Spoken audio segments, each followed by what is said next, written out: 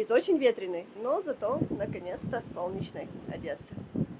Не успела выйти солнышко, сразу одесситы начинают выходить к морю, потому что как жить у моря и сюда не приходить? Это просто невозможно. У нас на сегодня штормовое предупреждение, желтый уровень опасности, и море волнуется не на шутку. Сейчас подойду ближе, вам покажу, какая высокая сегодня волна. Ветер сегодня на море южный, поэтому не ощущается какой-то холод, наоборот, на солнышке очень даже тепло. Кстати, температура водички сейчас в море 10-12 градусов. Купаться могут только моржи. Вы просто не поверите. Посмотрите, что я нашла. И я думаю, что я точно не ошибаюсь. Вот такие сейчас находки можно найти на берегу Черного моря. Если я правильно поняла, то это дрон. Только я не понимаю, какая это его часть, похожа на крыло. Касаться я его не хочу, потому что немножко страшно. Видно, что там внутри как будто что-то есть. Видите, пенопласт, он выкрашен в черный цвет. Эти дроны чаще всего ночью летают. Наверное, это такая маскировка. Посмотрите, доска, на ней просто какой-то пенопласт. И это оружие, которое может принести много горя. Хотя вот с первого взгляда и не скажешь. Обошла его с другой стороны и теперь точно не сомневаюсь. Хочется его перевернуть, но очень даже страшно касаться. Ужас, конечно, я в шоке. Чаек сколько, посмотрите. Я поняла, что это все-таки дрон. Посмотрите, по всему пляжу. Вот кусок пенопласта лежит. Это можно коснуться его. Вот. И мне парень подсказал, что дальше тоже есть кусок этого дрона, даже с номером. И я, по-моему, его вижу. И хочется вам это все показать. Ой, страшное время живем. Пришла на пляж говорить о шторме, о волнах, а нашла дрон. И вот кусок. О, да, это 100% дрон. Посмотрите, на нем даже номер есть. Вот так это все крепится. То, наверное, крыло, это какие-то другие части.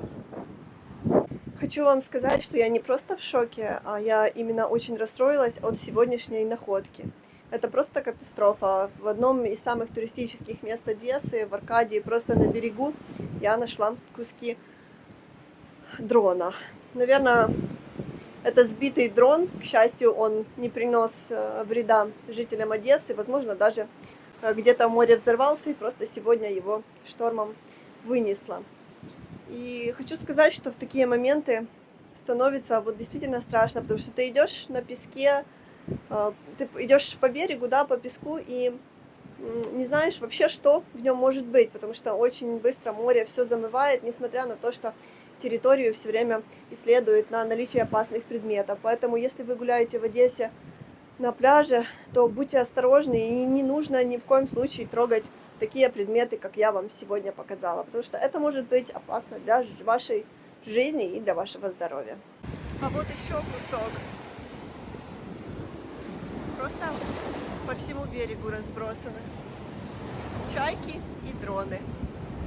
Такое. Хоть сезон уже давно закончился, сейчас прохожу известные ночные клубы в Одессе, известные пляжи платные, и слышно, как проходят ремонтные работы, как забивают доски, вижу, наводят какой-то марафет перед зимой, и мне кажется, что делают ремонт, вот не успел закончиться один сезон, уже все начинают готовиться к второму сезону. В этом году у нас было сложное лето с постоянными обстрелами, и очень хочется верить, что в следующем году уже лето будет мирным. Посмотрите, все пришли полюбоваться морем. Очень приятно видеть всегда, когда город живет, когда одесситы выходят на солнышко, когда даже играют в шахматы. Класс! Посмотрите, люди на свежем воздухе, под шум волн, играет в шахматы. И смотрите, как мужчина сосредоточен. Он думал, как ему сделать правильный ход. Вот иду по Аркадии и встретила наших зрителей, и наша зрительница Ирина, которая приехала из Германии, да, вы одесситка? Да, на данный момент из Германии. Здравствуйте, дорогие, всем большой привет из нашей прекрасной солнечной Одессы. Боже, я счастлива, что нахожусь снова у нас дома, в нашей любимой Украине, в нашем любимом городе, которому нет равных. Какие у нас люди, какие у нас все прекрасное, еда, все, потому что это наша земля, и Господь нам поможет. Господь нам поможет, что мы снова будем свободны, мы будем наслаждаться миром, и мы снова будем гулять, купаться, растить детей. Спасибо, что у нас есть будущее.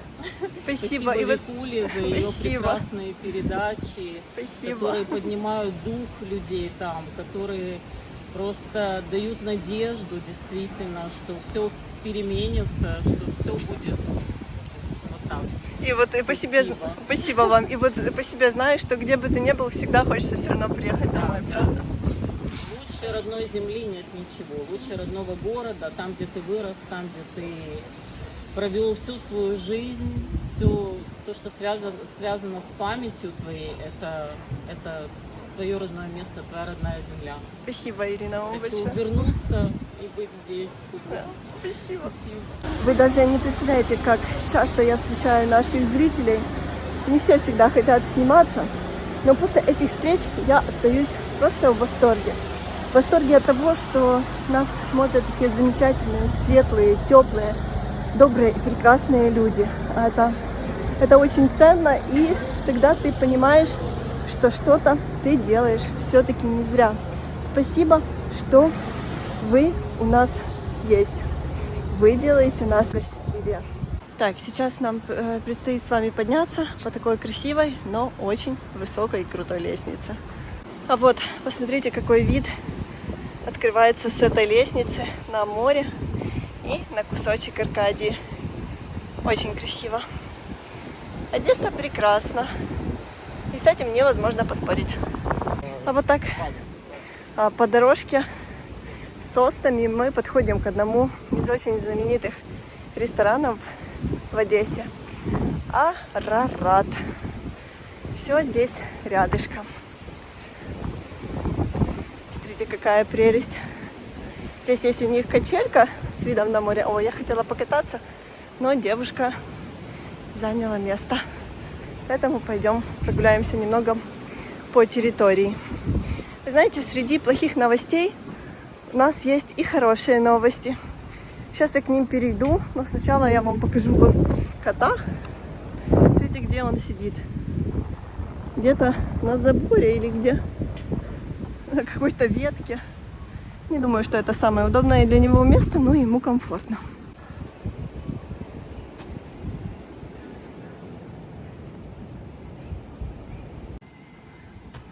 С таким видом просто невероятно приятно пообедать.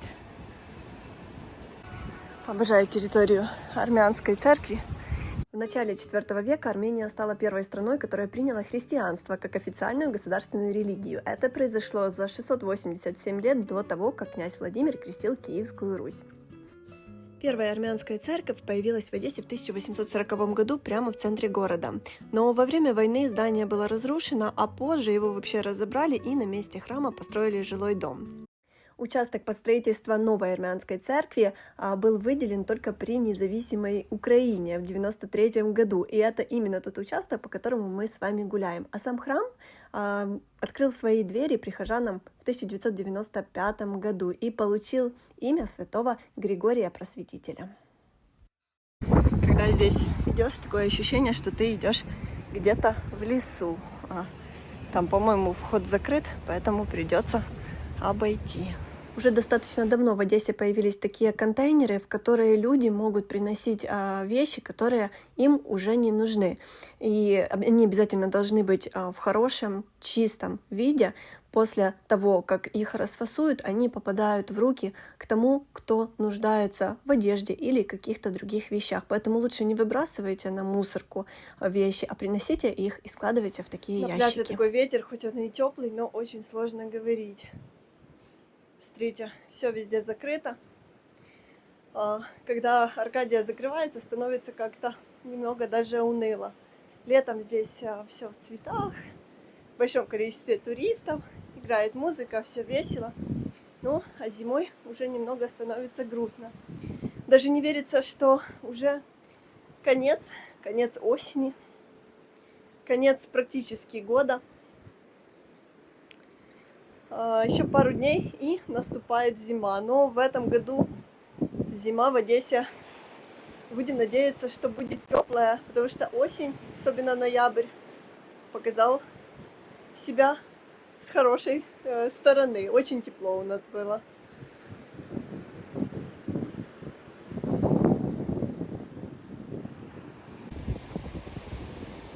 Шторм, наверное, рыбы нету. Чаечки на пирсах вот так там засели. Обратите внимание, все стоят в куртках, всем холодно. И вот одна женщина, которая в купальнике спокойненько себе поплавала, получила удовольствие и не спеша идет, наверное, загорать. Вот удивляюсь таким людям и очень их уважаю за силу, за здоровье и за смелость. Дорогие наши зрители, желаю вам всего самого наилучшего, хорошего настроения и исполнения желаний. До встречи в следующем видео из Одессы. Пока-пока!